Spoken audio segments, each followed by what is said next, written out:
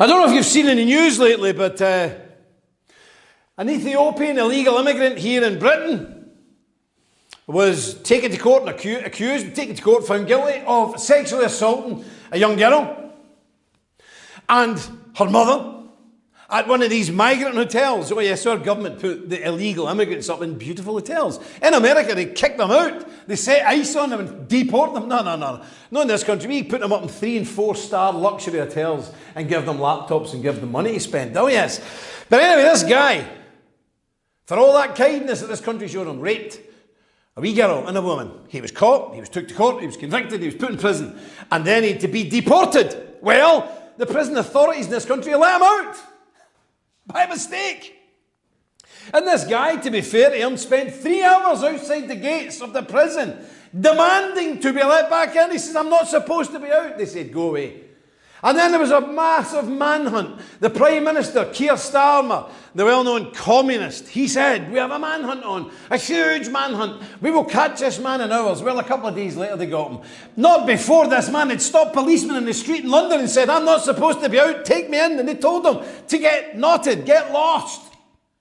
This is the state of this country, of our once great land, Great Britain. It's not great anymore. And why is this happening? Because people have no fear of the Lord before their eyes. They don't take their work serious anymore. Do you remember they used to say in Britain, oh, they're hard workers like the Germans, the Protestant work ethic? That's gone a long time ago, let me tell you. People don't care, they don't believe in God, so they don't think anybody's watching them every day. So they shirk, they are malingerers, they slouch about, they don't do their jobs properly, and they're allowing people like this. And now we've found out there's about 20 people a month being released from our prisons by accident. So today, my friends, your wife, your mother, your daughter can be walking down the street and bump into some dangerous sexual predator or some crazed jihadi who wants to behead them. And because they should be in prison and they're not, they're walking the streets, along with the several million illegal immigrants, undocumented males, who are also walking along our streets. That is what our country has become.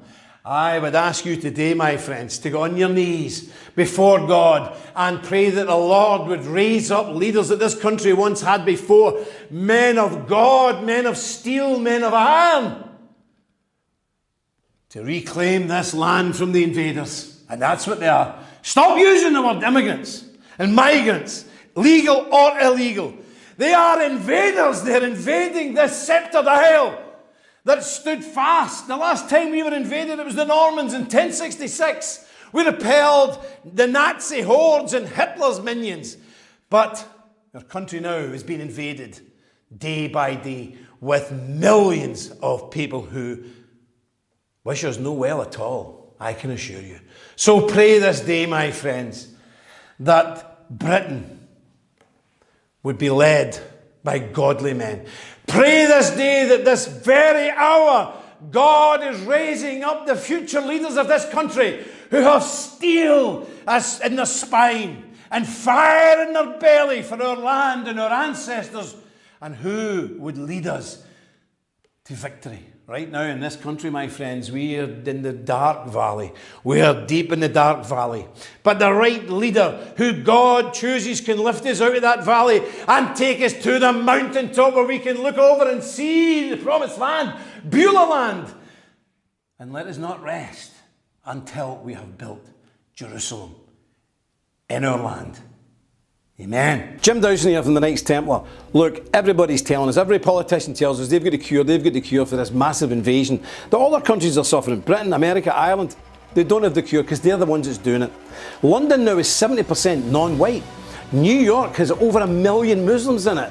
And in Ireland, a quarter of the population weren't born there. Can you imagine it? This is what's happening. This is real. We have rapes, we have murders, we have terrorist attacks, bombings, shootings. This can't go on, but nobody's going to solve it for us. The politicians won't do it.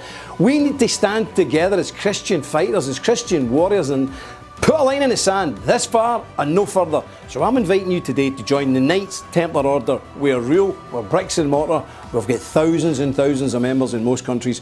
Join us today and do something about it. Dus vol.